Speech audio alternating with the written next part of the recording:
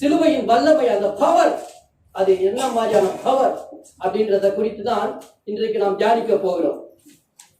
பாருங்களேன், அதாவது இயேசுவின் பிறப்பை குறித்து எத்தனை சுவிசேஷத்துல சொல்லப்பட்டிருக்கிறது? யாராவது சொல்ல முடியுமா?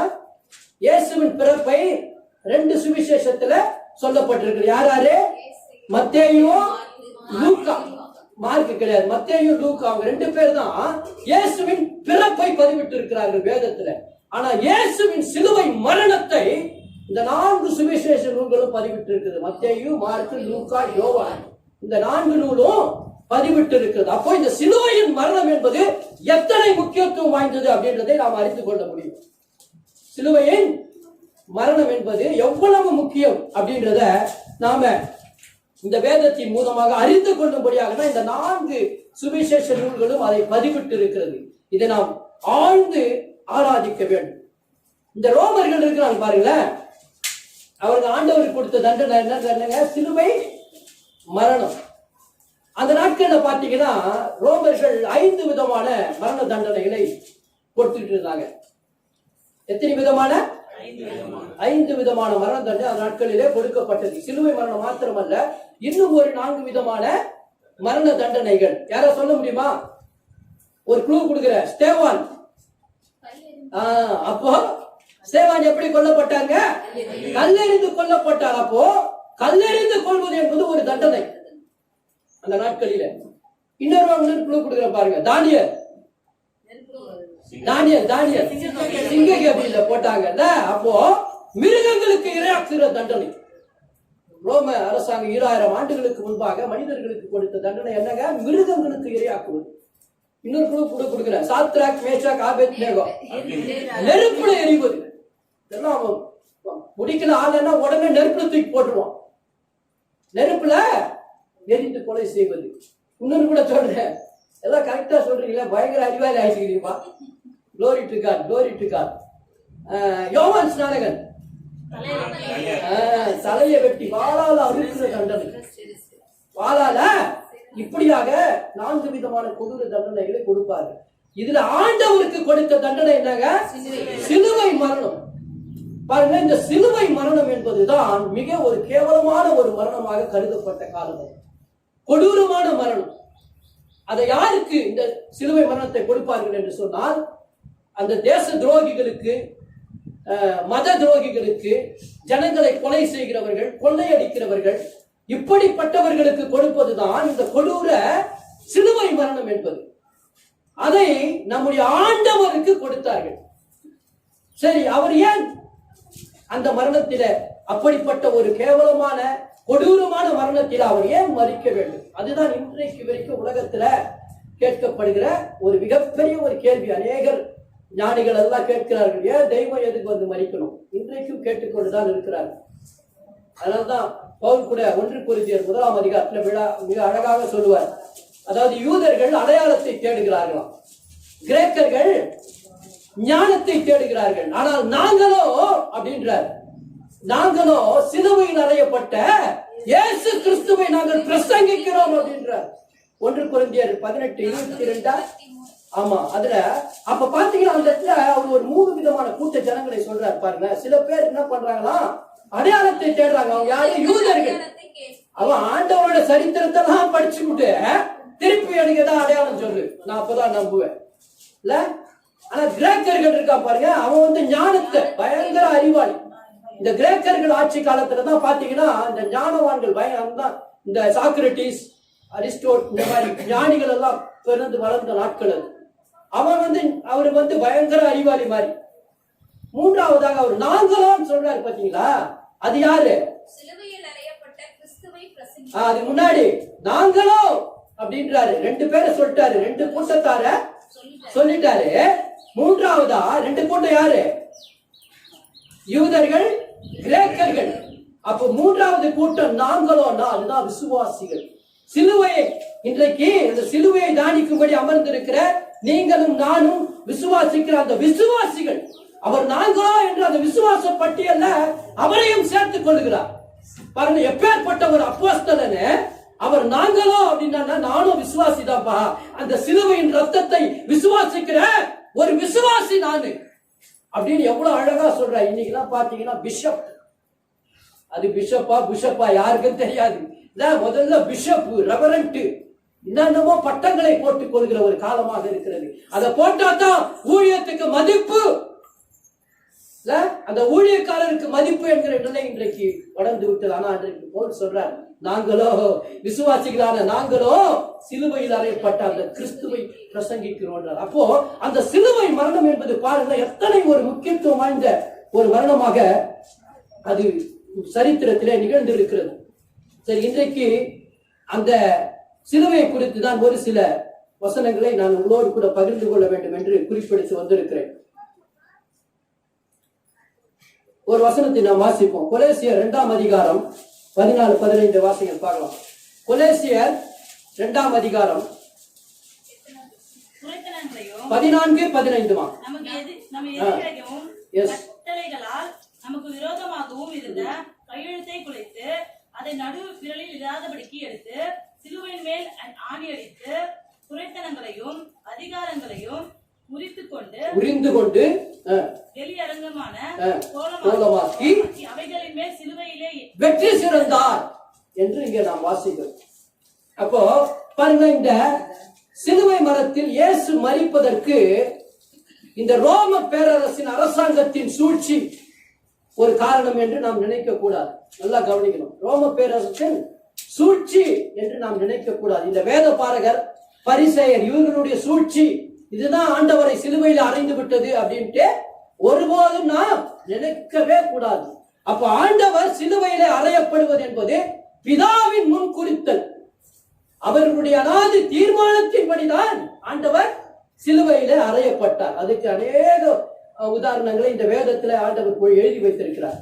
அவருடைய முன்குறித்தலை குறித்து நீங்கள் பழைய ஏற்பாட்டிலேயே நீங்கள் படிக்கலாம். ஆண்டவர் முன்குறிக்கப்பட்டவர். அதாவது அவர் சொல்றார், என் குமாரனை, அதாவது ஆண்டவர் எப்படி இந்த உலகத்தில் அன்பு கூர்ந்தாரா, தன்னுடைய சொந்த குமாரன் என்றும் பாராமல் நம்முடைய பாவங்களுக்காக சாபங்களுக்காக அவரை சிலுவையில அறைய கொடுத்தார். உங்களுக்கு எல்லாம் தெரியும், ஒரு பழைய நடிகர், புரட்சி தலைவர், ஆமா, அவர் என்னமோ சொன்னாரு, நான் ஆணையிட்டால் அப்படின்னாரு, அது நடந்து விட்டால் அப்படின்னாரு. கரெக்ட் தான். அவரு அதே மாதிரி ஆட்சியை பிடிச்சிட்டாரு, எல்லாத்தையும் பண்ணிட்டாரு. ஆனா ஒண்ணு மட்டும் அவர் வாழ்க்கையில நடக்கல. எது சொல்லுங்க பார்க்கலாம்.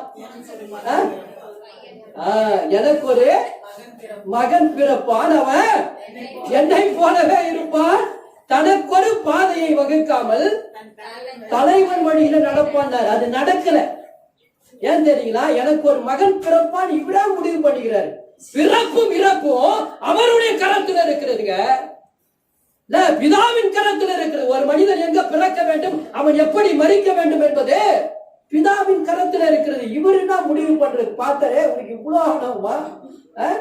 உன்னெல்லாம் மக்கள் புரட்சி தலைவர் எனக்கு ஒரு மகன் பிறப்பான் நீயே முடிவு பண்ண கிடையாது, போ, கேன்சல் பண்ணிட்டார்ல. கடைசி வரைக்கும் வாரிசே கிடையாது. ஒருவேளை அதை சொல்லாம இருந்தாலே ஏதாவது பிறந்திருக்கும் போடுங்க. அது மாத்திரம் இல்லைங்க, அந்த வார்த்தை பாருங்களா, அது பிதாவின் வார்த்தை. அதை ஒரு மனிதன் உபயோகப்படுத்தவே கூடாது. ஏன் தெரியுங்களா? எனக்கு ஒரு மகன் பிறப்பான்றது யாரு? பிதாவினோட திட்டம் அது. அவர் சொன்னார், எனக்கு ஒரு குமாரன் இருக்கிறான், அவனை இந்த உலகத்துக்கு நான் அனுப்ப போகிறேன், அவன் மனிதர்கள் வாழும்படி தன் இஷ்டத்துக்கு அவன் வாழப் போவதில்லை, என் திட்டத்தை இந்த உலகத்தில் நிறைவேற்றும்படியாக அவனை இந்த உலகத்துக்கு நான் அனுப்ப போகிறேன். அவர் சொன்னாரு. ஆண்டவர் சொன்ன வார்த்தையை ஒரு மனிதன் சொல்ல முடியுமாங்க? ஒரு மனிதன் சொல்ல முடியுமா? யோசிச்சு பாருங்க. ஆண்டவர் சொன்ன வார்த்தையை ஒரு மனிதனும் சொல்ல முடியாது. அது பிதாவின் திட்டங்க. அது அவர் ஒரு குமாரனை நான் அனுப்பேன், அவர் இந்த உலகம் வாழ்ற மக்கள் மாதிரி வாழ மாட்டான், என்னுடைய திட்டத்தை இந்த உலகத்திலே நிறைவேற்றி வாழ்வான், தனக்கென்று அவன் வாழ மாட்டான், எனக்கென்று வாழ்வான் என்பது பிதாவின் திட்டம். அதை மனிதர்கள் ஒருபோதும் நிறைவேற்றவே முடியாது. அதனால்தான் அவருக்கு குழந்தையே பிறக்கல. அப்போ இந்த சிலுவை மரணம் என்பது பிதாவின் முன் குறித்தல். அதை நாம் நன்றாக அறிந்திருக்க வேண்டும். சரி, இந்த வசனத்துக்கு வருவோம். நமக்கு எதிரடையாகவும், அதாவது நமக்கு ஆப்போசிட்டா, நமக்கு எதிரடையாகவும் கட்டளைகளால் நமக்கு விரோதம் அப்படின்னா சும்மா வாயில சொல்றது கிடையாதுங்க. கட்டளை உனக்கு விரோதமாய் சொல்லப்படுறதுலாம் ஒரு கட்டளையாய் சொல்லப்படுகிறது. நமக்கு எதிரடையாகவும் கட்டளைகளால் நமக்கு விரோதமாகவும் இருந்த கையெழுத்தை குலைத்து, அந்த வார்த்தையை அடி போடிட்டு வைத்துக் கொள்ளுங்கள். கையெழுத்தை குலைத்து அதை என்ன பண்ணாரா, குலைச்சது மாத்திரமல்ல, அது நம்முடைய நடுவில் இராதபடிக்கு எடுத்து சிலுவையின் மேல் ஆணி அடித்தார். ஆண்டவர் சிலுவையில மரித்ததற்கான ஒரு மிக முக்கியமான ஒரு காரணம் இந்த வசனத்திலே இருக்கிறது. மிக முக்கியமான ஒரு காரணம் இந்த வசனத்தில் இருக்கிறது. அது என்னவென்று பாருங்கள். மிக அழகாக சொல்லுகிறது. நமக்கு எதிரடியாக கட்டளைகளால் நமக்கு விரோதமாக இருந்த அந்த கையெழுத்து, அது என்ன கையெழுத்து? அது என்ன கையெழுத்து? நான் சொல்லுகிறேன், ஒரு 3 வித கையெழுத்து இருக்கிறது. நமக்கு எதிரடையாக கட்டளைகளால் பிறப்பிக்கப்பட்ட கையெழுத்து. முதல் கையெழுத்து, அந்த எழுத்து என்ன தெரியுங்களா? எழுத்துறா அப்படின்னு நம்ம எல்லாரும் சொல்ல கேட்டிருக்கிறோம். ஏன், நம்ம ரட்சிக்கப்படுவதற்கு முன்பாக நாமளே கூட சொல்லியிருப்போம். நம்ம பக்கத்து வீட்டுல, அக்கம் பக்கம் வீட்டுல எல்லாத்தையும் இந்த வார்த்தையை அசால்ட்டா கேட்டிருப்போம்ல. எழுத்துறா, இது வந்து பிறந்ததுக்கு இல்ல சொல்றதானே? சொல்றோம், சொல்றாங்கல்ல, சொல்றோம். ரட்சிக்கப்பட்ட பிறகு கூட சொல்றோம்.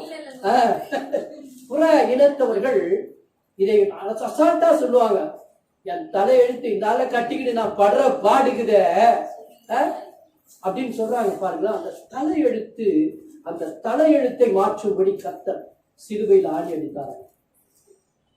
நம்முடைய அந்த தலையெழுத்தை மாற்றும்படியாக, அந்த தலையெழுத்து, இது என் தலையெழுத்துன்றத நம்ம வாயிலிருந்து வரவே கூடாது. வர கூடாது. எவ்வளவு கோபம் வந்தா கூட என் தலையெழுத்து இதுகளை கட்டிக்கிட்டு நான் படுற பாடுன்ற அந்த வார்த்தை வரவே. ஏன் தெரியுமா? சிலுவையில் அந்த ஆண்டவர் அந்த தலையெழுத்தை குலைத்து விட்டார். அது மாத்திரமல்ல, நம் நடுவில் இல்லாதபடிக்கு எடுத்து போட்டுட்டாரு சொல்றாங்க. அப்போ அந்த தலையெழுத்தை, நம்முடைய தலையெழுத்தை, நான் தான் எங்க வீட்டுல எல்லாம் நினைச்சிருப்பாரு. நிச்சயமா நான் எங்க அப்பா எல்லாம் சொல்லியிருப்பேன், என் தலையெழுத்து இவெல்லாம் எனக்கு வந்து மகனா பிறந்திருக்கான், என் அண்ணன் சொல்லியிருக்கிறான், இவன் என் தலையெழுத்துறா, இவெல்லாம் எனக்கு சகோதரனா வந்து பிறந்திருக்கிறான் அப்படின்னு சொன்ன நாட்கள் உண்டு. ஆனா கர்த்தர்ல என்னுடைய வாழ்க்கையில் அந்த சிலுவையின் ரத்தத்தின் மகிமையை நான் அறிந்து கொண்டவுடன் அந்த தலையெழுத்தை மாற்றினார். அந்த தலையெழுத்தை மாற்றினார். அதனால சிலுவையில நம்முடைய தலையெழுத்தை மாற்றும்படிதான் கிறிஸ்து அங்கே வெற்றி சிறந்தார். அது மாத்திரமல்ல, 2வதாக பாருங்க, நியாயப்பிரமாண கையெழுத்து. உங்களுக்கு நியாயப்பிரமாண கையெழுத்து தெரியுங்களா? உங்களுக்கு இதுலயே இந்த 16வது வசனத்தை வாசிச்சு பாருங்க. இந்த 2 போஜனத்தையும் பானத்தையும் குறித்தாவது, பண்டிகை நாளையும் மாத பிறப்பையும் ஓய்வு நாட்களையும் குறித்தாவது ஒருவனும் உங்களை குற்றப்படுத்தாது. போதுமா? பாருங்க, நியாயப்பிரமாண கையெழுத்து என்று ஒன்று இருந்தது. ஆண்டவர் அதையும் குலைத்து நம் நடுவில் இராதபடி எடுத்து. உண்மையிலே சொல்லிட்டீங்களா? நியாயப்பிரமாண கையெழுத்து நீங்க உபாகமத்துல வாசிச்சு பாருங்க. 27 அதிகாரம் பயங்கரமா இருக்கும். நியாயப்பிரமாண கையெழுத்து எழுதி வச்சுக்குது. உங்களுக்கு தெரியுங்களா? சனிக்கிழமை நம்ம ஞாயிற்றுக்கிழமை எந்த வேலையும் செய்யக்கூடாது. தெரியுங்களா உங்களுக்கு? பழைய ஏற்பாட்டின் சத்தியம் அதுதான். ஞாயிற்றுக்கிழமை என்பது ஓய்வு நாள், பரிசுத்த ஓய்வு நாள் அதுவும். ஆனா நம்ம ஞாயிற்றுக்கிழமை தான் கடா வெட்டுறது, இல்ல குருவி வெட்டுறது, எல்லாமே ஞாயிற்றுக்கிழமை தான். அது மாத்திரமல்ல, மாலுக்கு போறது, இல்ல பேல் பூரி வாங்கி சாப்பிடுறது, எல்லாமே ஞாயிற்றுக்கிழமை. ஞாயிற்றுக்கிழமை வந்துட்டா போதும், சரி எங்கேயாவது போய் நான் பீச்சுக்கு போயிட்டு வந்துடலாம். இல்ல ஏங்க, அதை குலைத்தவர் இயேசு கிறிஸ்துங்க. அதுல கொடுத்திருக்கிற சாபத்தெல்லாம் படிச்சா பயந்துருவோம். நியாயப்பிரமாணத்தை மீறுகிறவர்களுக்கு வருகிற தண்டனை இருக்கிறதுங்கள, அந்த தண்டனையிலிருந்து உங்களையும் என்னையும் பாதுகாத்தது இந்த சிலுவையின் ரத்தங்க. நியாயப்பிரமாண கையெழுத்து. இதுல இங்க அழகா சொல்றாரு பாருங்களேன், போஜனத்தையும் பானத்தையும் குறித்தாவது.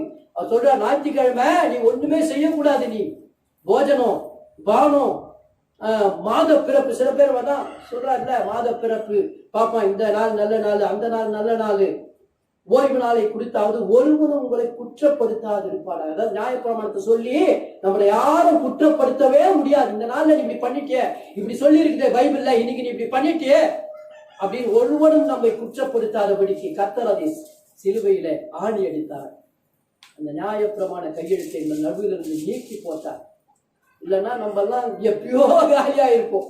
இல்ல ஞாயிற்றுக்கிழமை கடா வெட்டும் போதே காலியா இருப்போம், ஞாயிற்றுக்கிழமை பீச்சில் சுற்றும் போதே காலியா இருப்போம். இல்ல கர்த்தர் அதை நம் நடுவில் இராதபடி எடுத்து போட்டார். அது மாத்திரமல்ல, 3வதாக நான் ஒன்றை சொல்லுகிறேன். இந்த மந்திர தகடு, தாயத்து எழுத்து, இல்ல இது கூட நமக்கு தெரியும். இன்றைக்கும் உலகத்துல இந்த சூனியம் வைக்கிறன்னு சொல்லுவாங்க பாருங்க. சில ஒரு ஆளுக்கு யாராவது ஒரு ஆள் அழிக்கணும், ஒரு குடும்பத்தை அழிக்கணும், ஒரு பொம்மை மாதிரி செஞ்சு அதை எழுதுவோம். அதுல சொல்லி எழுதி அவங்க காலடி மண் எடுத்துன்னு வா, முடிய எடுத்துன்னு வா, அதெல்லாம் வந்து வச்சு என்ன பண்ணுவாங்க, மனிதர்களை அழிப்பதற்கு. தனக்கு ஏதாவது யாருக்காவது ஒருத்தனை பிடிக்கலன்னா அவனை அழிக்கும்படி, ஒரு குடும்பத்தை பிரிக்கும்படிக்காக, நல்லா வாழ்ற குடும்பத்தை அழிக்கும்படிக்காக இந்த மந்திர தகுதி தாயத்தை எழுத்து ஆண்டவர் இதையும் சிலுவையில ஆணி அடித்து விட்டார்கள்.